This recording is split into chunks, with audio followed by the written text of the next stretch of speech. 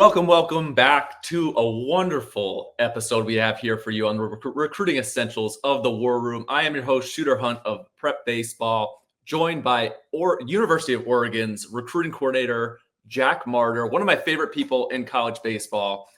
Jack, thank you for coming on. We've spent many late nights, hours talking baseball, and finally, I guess we're going to do some of this in public. Yeah, it's great. I think that people that really know me know that I just love baseball and love talking baseball, and there's nothing better than going out in the summer sometimes and hanging out with you, Shooter, and just talking about players or talking about just where the game's going and how we can help these guys. Just honing our skills, trying to learn as much as we can. And you are one of the hardest workers in all of college baseball. So you're on the road right now, going to check guys out, heading back and forth, which is why you're in the hotel room right now. I won't disclose where he's at, but tell me a little bit about your path. And for those who are watching, Jack Marder was an outstanding player. We were talking right before we got on about some of your stats, like 300 in pro ball. But it looked like kind of your summer in Falmouth, which really stuck out to me. I played in Falmouth for the great Jeff Trundy, who, rest in peace, never say a bad word about that man because nobody has anything bad to say about him. But you started with your summer ball. What happened from there? How did you kick off from there and continue to get better? Well, I mean, even before that, I mean, I was, without giving people too much about my whole backstory, even in high school to college to what it was, I was just a good player, man. I was not anyone that was jumping off the pages from just a skill set deal. I was not a showcase guy. I was more, you had to watch me probably play 10 games in order to know if you liked me or not. But, I loved playing. And I had the best coaches in college. I had George Horton and Andrew Checkins and Jay Ullman and Mike Kirby and Bryson LeBlanc. All these guys are all big time coaches that are out there and taught me so much, and great teammates that were there that taught me a lot. And I was trying to be a sponge. And, when I was in college, it was so easy for me to overanalyze things and overthink and whatever it was, because I was in this environment that was so neat where I had the smartest baseball coach in the country in George Horton that was teaching. Right. And, it's one of those things where, all the stuff that I learned as a player started in, obviously, when I was younger and going into college, and led into me being someone that learned to love to coach. But the summer ball aspect of it after my sophomore year is where I channeled a lot of that and really learned how to just harness into just playing free and playing and not overthinking things. And the environment that I played in summer ball, which I think a lot of people overlook, was one of the more impactful things that ever happened to me. And playing for a guy like Jeff Trundy, I could, if we talk more about him, I'd probably start crying about him because I love him as a man. He just was such a great man, and really knew how to just look at me. And I knew that he, trusted me as a player and as a person, and just said, "Hey man, this should be such an awesome experience for you just to be able to go out there and play." And I did that, and had a good summer. And I without it being into divulging into what it was, I didn't think I was going to sign, and then end up basically forcing myself to, because I was playing so well and kind of put out a number that I didn't think I was going to get. And then they went over that, and it was a deal that I felt like I couldn't pass up at the time. But I had great coaches in college. And then obviously that summer ball experience was great. And then it kind of led me into pro ball and channeling that to be a little bit more successful when I got there.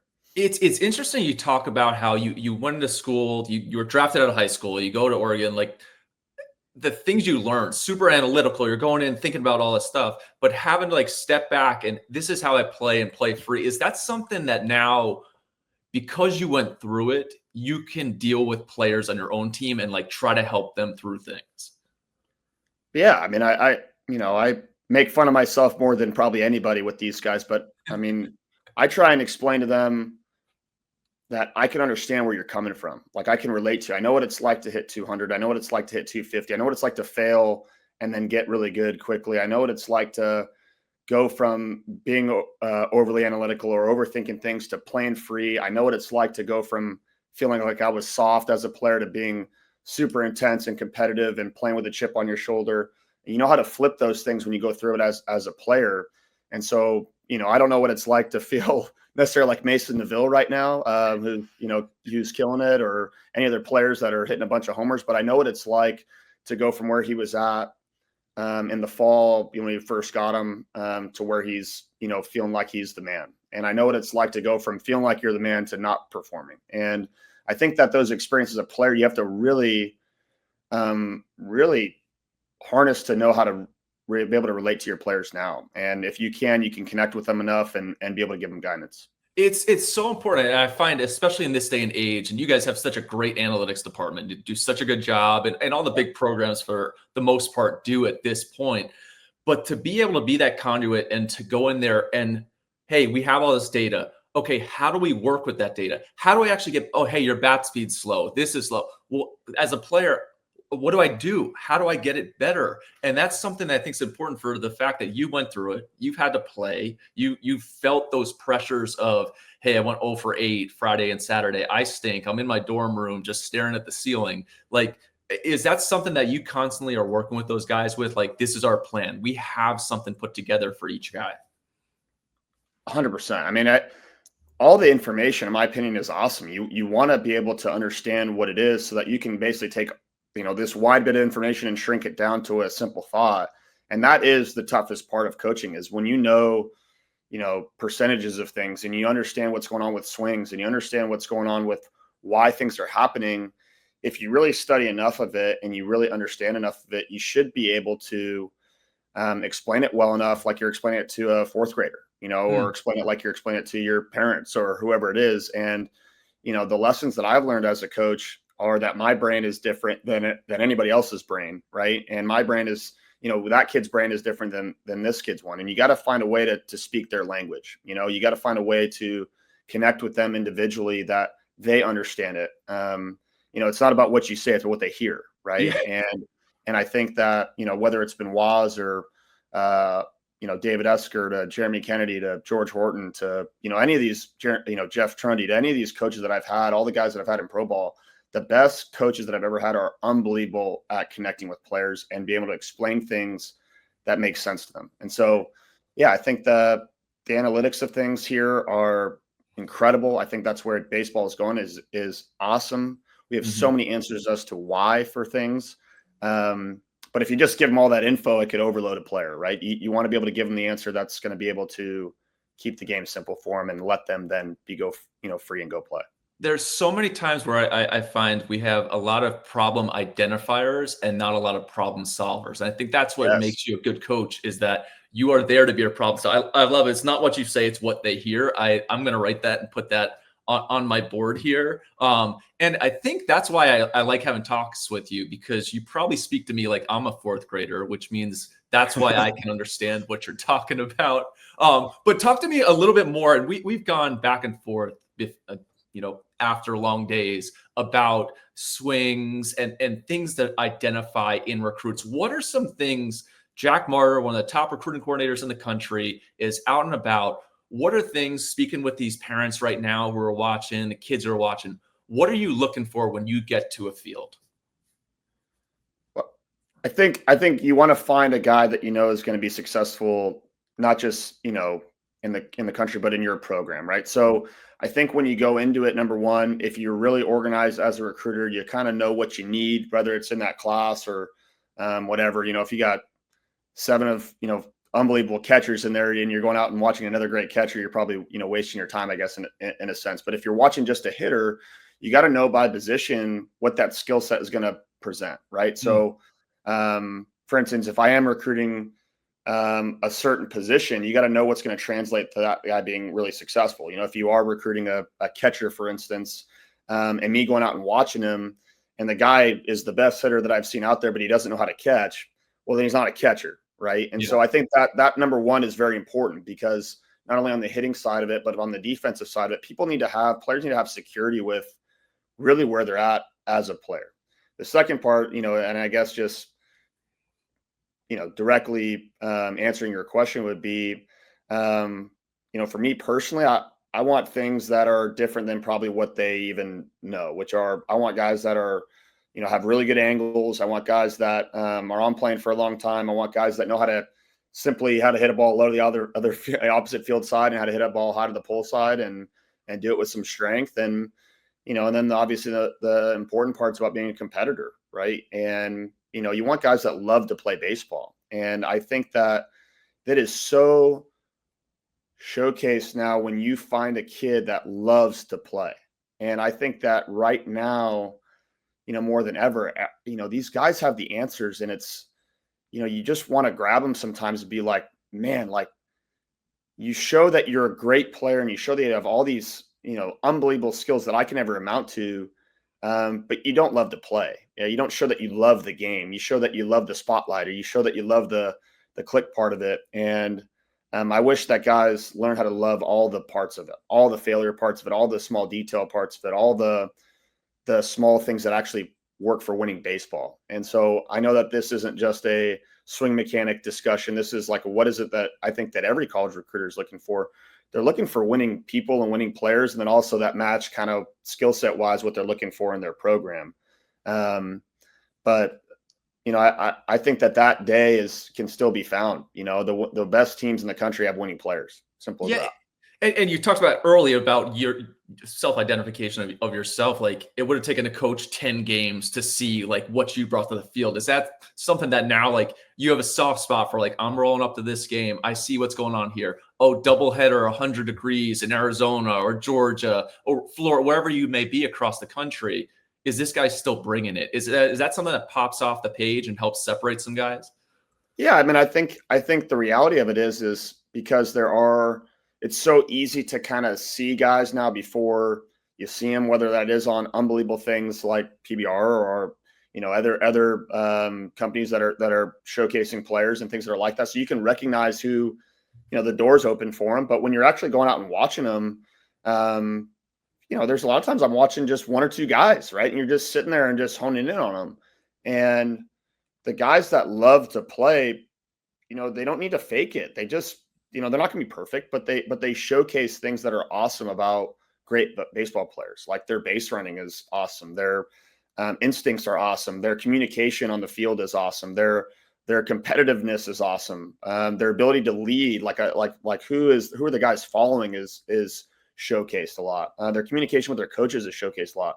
Doesn't mean that they're going 4 for 4 every single time. Like that's not the truth, right? There's plenty of guys that are on our team that I know for sure that if they saw this, they would say, I remember Coach Marder watching me play, and he saw me fail in that game and loved me, right? Or saw me really perform in that one game and then wanted to see me again, right? And as I think that reality of baseball is, you're going to have, in a weekend, you're going to have probably one good game, one average game, and one bad game, and you still got to find a way to win, within that weekend. And the guys that win are the ones that are winning players. I mean, simple as that. They'll win at everything. They'll find a way to. Making that impact. And you kind of talked about identifying rolling up to a game, and then kind of shifting over a little bit of how you put together your list. You're very well equipped when you go into the summer. You're always kind of, I want rigid's not the right word, but you're like, you got your notebook, you got, and well, now iPads, all that stuff going on your list. This is who I'm going in. How do you gather that stuff, that information? Start with that. How do you gather the info on who you're going to see for a particular game? Starts with the organization of what it is that you need, for sure. And obviously with now the way that recruiting's going, things are a little bit more open because classes aren't filled as much, which is great. But I think that it starts with that, and then it goes into great communication, right? It goes in with knowing, like people like you, like why, if it weren't that we couldn't get something out of the conversations, right? We don't have that much time on our hands to be able to talk to everybody, but man, I love communicating with people that I feel like really know baseball and also love talking baseball because they know what, are in the best players, I guess, in a sense. And so the way that you organize it, in my opinion, is by every recruiter, in my opinion, does a great job communicating, right? They do a great job of communicating with people that are around the area, everyone that's in that area. And things that are like, futures games is a off the charts deal, right? But there's other events that are there too, where if you do a great job as a communicator, as a recruiter, you're going to know who the top list is. And then from there, you got to figure out if you really like that guy, right? If he's really going to fit. And so, there's great lists that are out there that really help. I guess just confine that or make that your list concise, like in a sense as a recruiter. But at the same time, once you're there, you got to really know what you're looking for. You got to really have an idea and immediately see it. I think that it's gosh, I try and learn. Sorry, go ahead, Cheer. no. I was going to say in doing these with all the other coaches, it's something I'm trying to hammer home to the families who are trying to figure out what do I do. And coaches go in with knowing what they're doing. When I go nationally, hey, I have a list, I have an idea. Now, yes, I will venture away. Like, hey, this kid's hitting me in the face and saying he's really good. I'm going to understand that. But you're constantly combing Twitter or our website for data. I mean, you guys, I would probably say during COVID, maybe nobody did as good as you did. And you actually one player where you identified from completely across the country based on a stream using our advanced analytics with TrackMan, Feed, whatever it may be. I mean, that kid got $3 million out of high school. He was a nobody. And then all of a sudden he commits to Oregon. We won't go into who it is, but like you guys identified a lot of that stuff without even being in person. Is it important for you to have all those analytics? And we've really moved on to the TrackMan, the Blast, all the advanced athleticism analytics to grab that. This is a guy I want to see. And then now when I get in person, I know to marquee and go in on that guy. Yeah. I mean, I think that like I said, the more, even for me, the more information for me, as long as I can really dissect it of what it is that we are looking for and what we need, then absolutely. I mean, I think, that there's an amount that's probably an overload, right, for a kid. Mm-hmm. But for a coach, I want as much info as I possibly can going into it. I mean, if you saw what my backpack looks like or what my iPad looks like, whatever it is, if there's one player, I better have everything that I need on that kid to make the right decision. And even when we're going out and watching games, and this is where, I know that it's hard to understand this, but like when I'm going out there and watching, I'm sitting in a certain spot for a certain reason, right? Whether it's right behind home plate, or I'm sitting right behind next to the dugout, or I'm sitting, near some parents to kind of hear what's being said, right? And I'm watching everything that's going on in between innings. One of the best lessons that I learned as a recruiter was from Waz when I was here in my first year as a coach, right? And I was just trying to be as much of a sponge as a coach as I was as a player. And it was, you should know within basically in between innings who the best player is on the field. And every time in between innings, I'm looking for who's the best player in the field immediately, right? And whether that's the catcher, the shortstop, the center fielder, and then branching off and why, right? If you're an outfielder, why are you the best, right? If you're an outfielder and you're not running fast, you're not a center fielder, you're a corner outfielder. And if you're not crushing baseballs, then we're off, done, moving on, right? Immediately moving on to the next guy, right? If you're a second baseman, are you only going to be a second baseman your whole career, right? Or do you have the ability to move to the left side, right? If you're a shortstop, are you really a shortstop, right? Are you right-handed? Are you left-handed? And what are those things as you're moving on? And so I think when kids are playing, they have to, that's where that security has to really come into play. And the analytics should give them that, right? They should really know who they are based upon their performance and based upon what data is telling them about where they can improve, right? And why a coach should be recruiting them or why they shouldn't be, right? And then obviously then the character piece, like I was saying, from the, are they a winning player or not? I like having all the answers to the test before I show up and just solidifying that when I see them. I think that's probably why we're such good friends and why we dive into stuff like this, because going at like the preparation and leading in there, like quantifying the eyes, right? Like, hey, what's the data say here? Now I'm going to go in there with my eyes. The more looks that you get as a player, the better, which is what I want to talk to you about, because University of Oregon, it is not just a national, it's an international brand at this point. And you guys do such a great job. One in the region, Pacific Northwest, great players in Oregon, Washington, Idaho, the whole West Coast, but you guys have gone coast to coast. How do you manage that as a recruiter where, hey, we have a really good region here where we do a great job in California and in the Northwest, Arizona, Nevada, but we go into Florida, we'll go into Georgia, we'll go into the Northeast. There are pockets here. How does a kid not in the region or on the West Coast, how does he get on your radar? What is the best way for a player who, I want to go to Oregon, I'm from South Carolina or Maine. How do I get on Jack Marder's radar?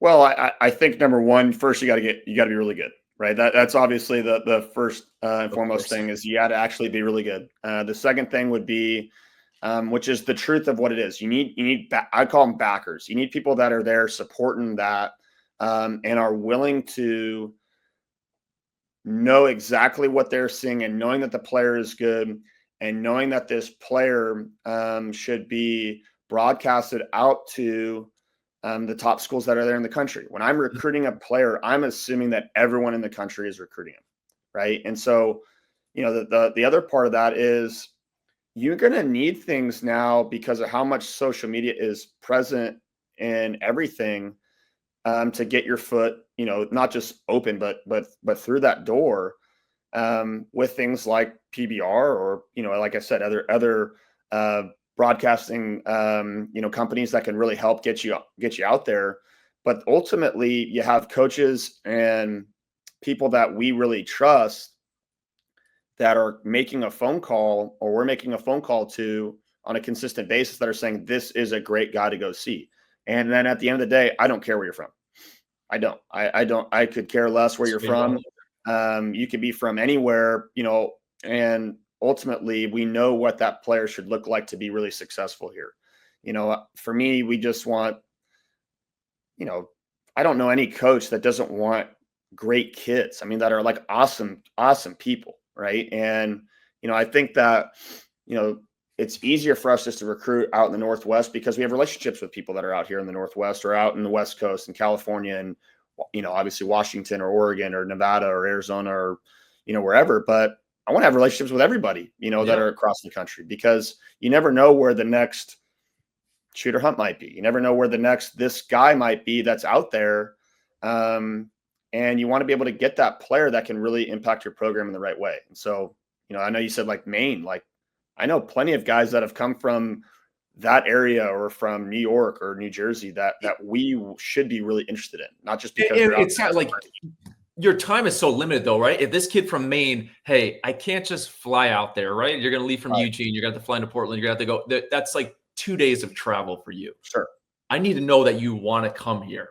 What should that kid be emailing you? Should he put a video in that email? Like, what would be like, should he send it to the whole staff? Like, what is something specifically for those guys?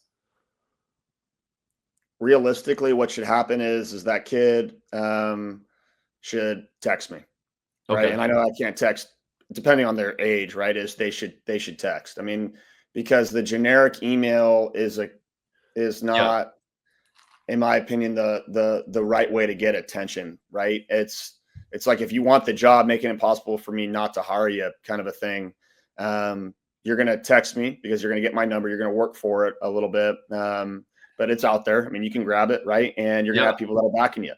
You're going to have a coach say, hey, Marder, like, this guy's real, right? And that's the truth of it, right? Or someone like you, right? Or whoever it is that we really trust is going to do that, because you're right, from an area that I don't know, and I'm just seeing one clip of it, I might really like that a lot, and I can really do a lot within that. But then, the other side of it, on our end of it, is the same way that I should be. If I really like it, guess what I need to be doing? I need to be going through the back channels of understanding, especially, a kid. We're talking about kids that we're able to be recruiting right now of age, right? Of 26, for instance, is I'm immediately getting a hold of that kid right away, right? And making sure that he knows that I'm interested in him. But that's hard. It's got to be a two-way street, right? It's got to be a deal where, a text message, I think, is the best way, because that's what we're seeing the most. And, we get thousands of emails all the time, and going through all that, is something that I do, and should be doing. But man, a phone call goes a long way with me. And I know that, that side of it is what I think every recruiter would appreciate, for sure. Yeah, trusted evaluator, somebody reaching out on your behalf is really important for a parent. And you talk about, or I always talk about, like the limited amount of time. Let's say it's 100 days in the summer, from May 1 through August, whatever the amount of time is that you can actually be on the road. Hey, you can't waste those days, right? If we're going to get this guy, he's a right infielder. Well, we got a bunch of those in the Northwest that are similar to this kid in Illinois. It doesn't make sense for me to waste 3 days to go see that kid when I could do different things. So I think parents, make sure you know that, like, pursue the school. If you like Yeah. it, go out there, get Jack a tweet, send it to Marcus, whoever it may be on staff. Maybe sneak some stuff into Yeah. to the equipment manager, whoever it may be, somebody that could get the ear of Jack Marder. And I think camp is a huge deal. Like I mean, I was a guy that was in charge of camp when I was at Stanford or when I was here at Oregon. You know, my first. I think it's a huge deal. I think that camp is the best way to get in front of those coaches, especially if you're kind of in that bubble zone of, hey, well, we've maybe talked a little bit, but they need to see me. I want to see campus. You can get a lot done in a camp setting where you can be on the field, you can communicate with the coaches, you get to work with them at camp. There should be some instruction that's going on. You get a lot out of those things. And I don't think that there's anything wrong with that, especially if there's a number of schools in that region that you can go kind of hit up for a week or a weekend or something like that.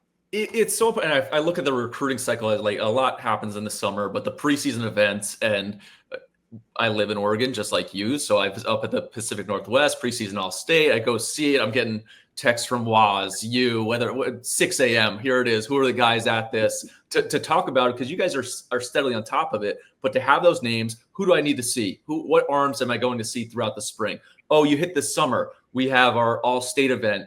There's a group of 100 kids. They're really talented. These guys are really good. You're going to see them. You come to the event. Now you're going to follow them the rest of the summer. You go through the summer. You go to the future games where now Oregon is on 10 different fields. I mean, you guys are everywhere at that thing, watching every single player. From there, now you come to our camp. We have some interaction with you. And it really is it's a thorough process throughout the summer, but one that is very important for the player and parent to be committed to in going through that. But like, you guys really do get after it at the future games. Yeah. I mean, I think that the reality of it is, you know, it's a really hard job. You want to make sure that you're right about the players. I think that if I was a kid, you know, the right kind of kid, you know, I think it's getting a little bit more difficult now, because there's so much immediate attention, right, all at once that could happen with one video or things that are like that. But it's like, you know, that's why parents are so important in this process, because you got to really feel like, number one, is that the right quality of program for me? Meaning, like, this is who I am as a player. I may be a blank kind of a player. Well, am I going to a blank kind of a school? I might be the top of the list, best player in the country. Well, then, you know, the schools that you should be considering are those, and then best fit what matches that you really care about, right? Same thing goes with the second tier or third tier or fourth tier. They're all great players. But really knowing that, and then understanding, like, who are the guys that are really watching, like really, really watching you. Because the reality of it is that when you go to school, you want to go to a school, you know, where the coaches really know you and can believe really in what they recruited, right? And are really not just happy with your performances, but really are sticking with you when you're not performing and believe in their development of helping you get better as a player.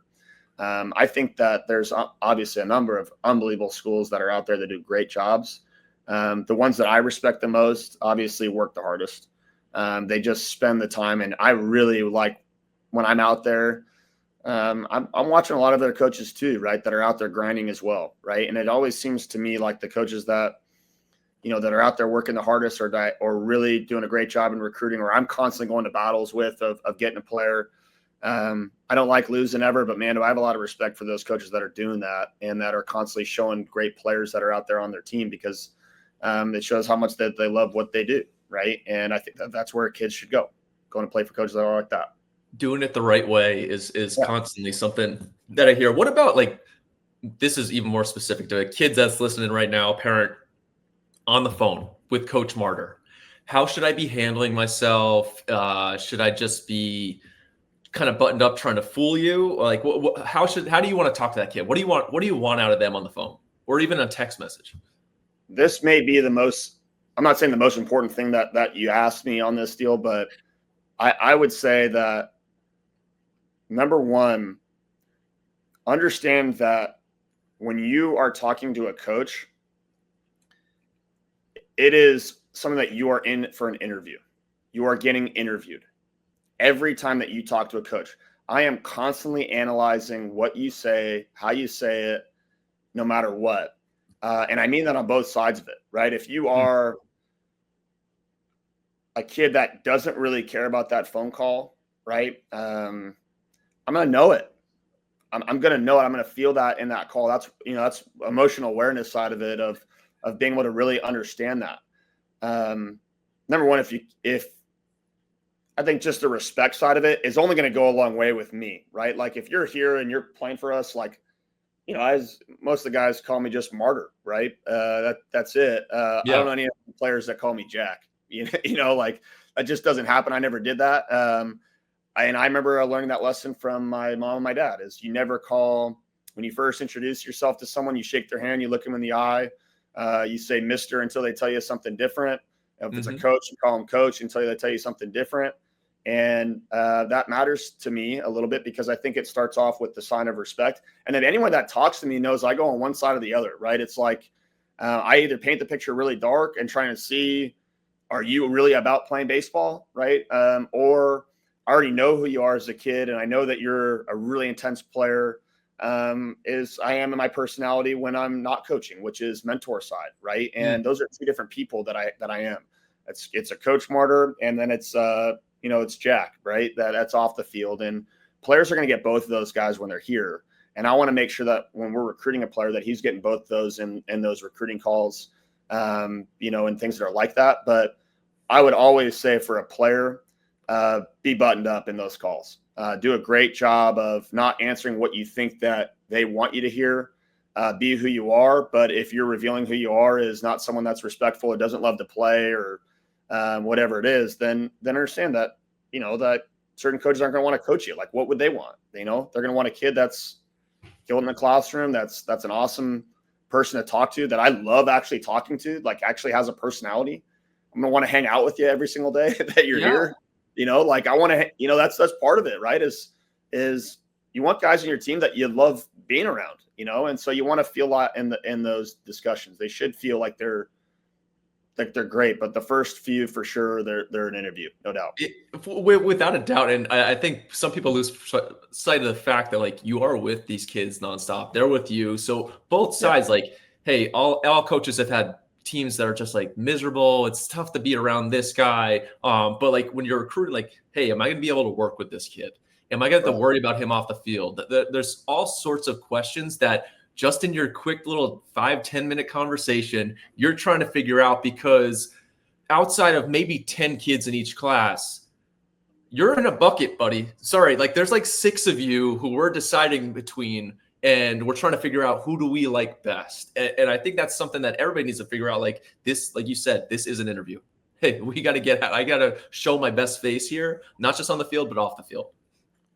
Yeah, I mean that goes into, I would say, the security side of it. Anybody that's trying to fake things, eventually it's going to reveal yourself in a time or another. But I'm spending more time with our players, in between pitches and in the airport, and talking about life things or whatever it may be, then more so than we're just saying, hey, let's get in the cages and work with you as a hitter and break things down, whatever it is. And so I got to know that there's great trust that's there and that I can really work with you. And that starts in the recruiting process for sure. But yeah, the reality of it is for these kids, now, I think that there's sometimes there's a lot of players that are expecting coaches to be really, going over the top. And I would say not recruiting them, because that's part of it too. But all right, coach, what do you got for me? Right. And the minute that I feel that from a kid, I'm going, you're not going to make it here. You might make it at other places, but you're not going to make it here. Right. Because you got to earn things here, man. You want to be the starting shortstop or be hitting third. Like, sounds like you're the best infielder and you're the best hitter that's on our team, kind of a deal. Right.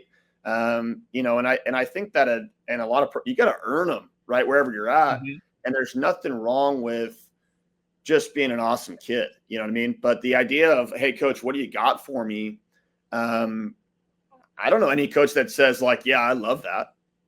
That's a turn off. Same thing goes on the other side of it, right? Is going, for if I'm a player, it's like, who do you want to play for? Don't you want to play for a coach that like loves coaching, that like loves the relationship side, that loves working their tails off? So if you feel like I'm not working my tail off, I'm not at all your games, I'm not whatever, why would you want to come play for me? You know what I mean? And so that's I think that's where the two-way street comes in, is on actions and things like that. For sure, and specifically with you guys, that like what you've done developmentally, and I'm thinking even just specifically this year, you're having such a wonderful year. You go into Mason DeVille, who was a kid that was as tooled up as possible, comes in, gets his opportunity. Obviously, has worked with you guys, having a great junior season. Excited for him in the draft. Maddox Maloney, who's the next coming or in Oregon, one of my favorite players behind the scenes. His development from small town kid, he's in the Eugene area. We talked about Thurston High School. He's now going to go off probably USA this summer. He will be a household name. I'll put it on the map right now for him. But I can't wait to see what happens with him. But that's developmental aspect. And that's something that also I think parents, you need to look at. Hey, what have they developed? Not just the guys who, hey, these are top 100 on campus. Jack rolled out the balls, turned on the machines, and this kid went off on his way. Hey, Max Maloney is a top 500 player, and this comes in, and all of a sudden now he continues to rise because it seems like that kid loves baseball. Mason DeVille the same way. A chance to develop. Is that something for you guys? Hey, we develop here. Is that something that you talk about?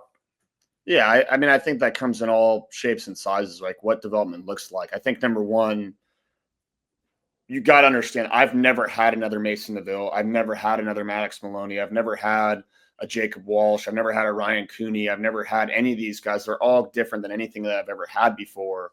And so you got to find ways that as a coach that are, number one, able to have real relationships. And when I say connect with them, like there's got to be great trust that's there. Right. And so, Maddox Maloney would be like the example of,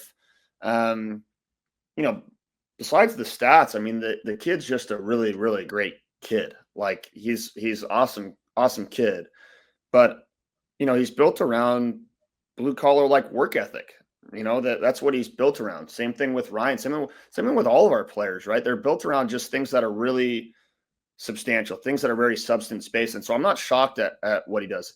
At the end of the day, it always is the player, the one that's developing. And my job is to help put together a roadmap or ingredients that are there for him at practice, that are exposing him constantly at practice, and then constantly trying to build him up to where you can't get exposed in a game. And I think the guys that are loving that and embracing that are the ones that perform, right? It's like the guys that perform on the field for us, the best, the ones that perform in practice constantly. And, for guys like Mason, I don't coach Mason the same way that I coach Maddox, the same way that I coach, Jacob Walsh, the same way I coach Ryan Cooney. I coach them all completely different. And I think in the recruiting process, without giving away too much, is my developmental plan is different for every single kid. And if I'm not showing a developmental plan that's there specifically for you, then it's fake. It's not real. Hey, this is what we do with all of our hitters. Well, I've never coached one hitter the same way I've coached another hitter, right? I got to figure out where it is that he needs to improve the most. Where are his cavities as a hitter, and try and expose them and bring those out in the forefront of it, because that's what's going to happen in the game, right? And then breaking those things down, right? And that's when you get into the swing mechanics of things, or the mentality of things, the approach of things, or how they move, or whatever it is. And I think, like, for a guy like Maddox, he works really hard and is secure with what he isn't good at. And for a guy like Mason, he's secure with what he's not good at and wants to work. For a guy like Walsh or Cooney or whatever it is, all these guys are being forced to at times, but as people are very secure with what they're not great at, and then love to go improve on them and get themselves to where they are going to perform in a game because of who they are as people. Well, having those blue collar kids and shifting over here, kind of wrapping up a little bit, to all you listening, be sure to check out shop.prepbaseball.com for all your gear. I went with the green St. Patty's Day stuff. That was for you, for the Ducks. I will say I always have my nice white prep baseball hat, which I might have to get you one of those, Jack. I may have to see you at the future games and some of that stuff. If we can. Yeah, it's a nice hat. I like it. We got some different colorways coming. Probably be upset that I'm not wearing a Nike hat, but at the same time, I respect it. Well, that's what I wanted to ask about. Is I'd be remiss, and anybody watching this, any kid out there is like, how did you not ask the Oregon guy about the gear? And you talk about all these blue collar kids, they must get all sorts of stuff. How do you keep them waking up early, chopping wood, carrying water when they're getting all this stuff? They're great kids. I mean, because all those things are just sprinkles, man. They're just sprinkles on the ice cream, but they really, just like how you would. I mean, it's all great stuff, and they're cool little, jolts of things that are really neat here. But they're at some places too. But I think that because they care more about the things that are real, they care more about the things that are going to last them for a long time than they do about the the one of 20 custom pair of shoes that only baseball gets or whatever it is, and, or the shirts that are that nobody else can have, or the things that are like that, the uniforms that you can't get anywhere else, or whatever it is. Those things are really neat for other people, but for us in our program, in our locker room, the guys that are real here are built around things of substance. I mean, they just the winners know who they are, and they work the hardest, and they're the best kids, and those other things, like I said, are just small little sprinkles. That's They all. look good doing it. Well, let me wrap up with a very unserious thing, because I am no longer a worker at the baseball side. I need to ask you, I'm coming to Eugene. We got a weekend series, or even, hey, it's in the fall with little Ohio State's coming to the Autzen, whatever it may be. Where am I going to dinner? And what coffee shop am I going to? Okay. I'm a big food guy. Okay. Right. And I would say that the food that I like, though, too, is a lot about service. So number one, good experience. And really, I'm going to respond with a hit back of it, of going, well, what kind of food do you like? Because that really matters to me. Because if you're not a guy that likes Italian, or you're not a guy that likes these things, I got to know. If it's just, this is where I definitely need to go, then. The only thing I'll say is I'm a Jersey guy. So if you bring me to an Italian spot, it's going to have some pretty high expectations, and I will throw it at you right back if it doesn't live up to the Jersey standard. But good atmosphere. I'm coming to Eugene. You're selling me, right? I've already been to Corvallis. I've gone up to Seattle. I'm going to UCLA, wherever it may be. I'm going to leave and say, you guys got to go to Eugene. Yeah. Okay. Where is that spot? Okay. So I would say I got my Kennedy's. Kennedy's is an awesome place, because Kennedy's is a place where you can get a great steak. It's certainly newer, but it's awesome, and great scene that's there. It's right downtown. After Kennedy's, you're going to go walk over to the Gordon, right, in that hotel, and you're going to go to the top, and you're going to go to the taco bar that's up there. And it's not just a taco bar, but it's at the very top. It's not just a taco bar. I'm hitting that something, but you go to the top there after your meal, right? You get a little post game nightcap up there at the top. Okay. And then as you are doing that, you're going to then you decide you're going to go to Handel's, you're going to go to Beppe Gianni's, or you're going to go to Sweet Life, right, for some dessert. You're going to go one of those three. Okay. Prince Buckler's. You got Handel's, which is common everywhere. So, whatever. You got Salt and Straw, which you know about too much from being a Florida guy. Of course.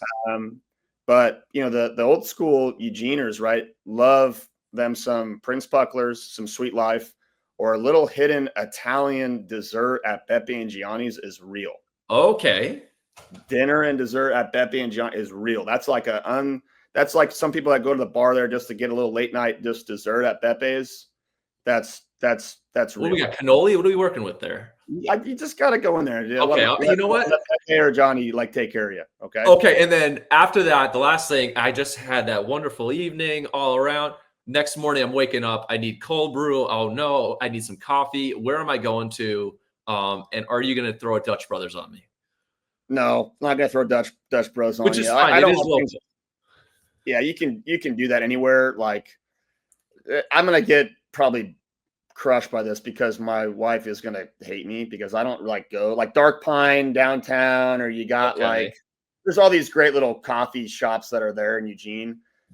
Tailored Coffee is good. I'm just trying to think of things that are actually just a straight coffee place. I want to walk inside, have a little rustic Eugene. I want to feel the Can W in my face. Yeah, Meraki is good, right? Okay. You go down there a little bit. You can do that.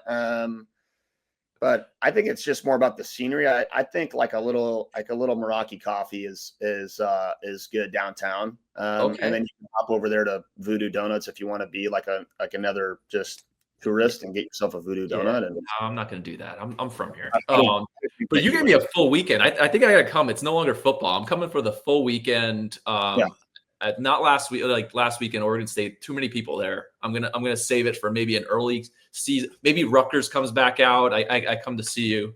Yeah. But Jack, this has been awesome. Incredible stuff. Hopefully all the parents and kids watching have gotten a ton out of it. You have an idea of how to get on Coach Jack Marder's radar, how to get on the Oregon radar, what to do on the diamond. Love the game. Get out there and attack each day like it's something to be earned, and bring that enthusiasm. But Coach Marder, good luck the rest of the way. Can't wait for our wonderful conversations throughout this summer. And I will be following the Ducks. Make sure to tell all the guys, Waz, Hawk, everybody over there that I say hello. Yeah, always will do, and always a pleasure, as you know, Shooter, just talking baseball with you, and hopefully we have another good weekend. But looking forward to seeing you again on the road this summer. Absolutely. Get back to work. And to all of you, until next time, we will see you at the ballpark.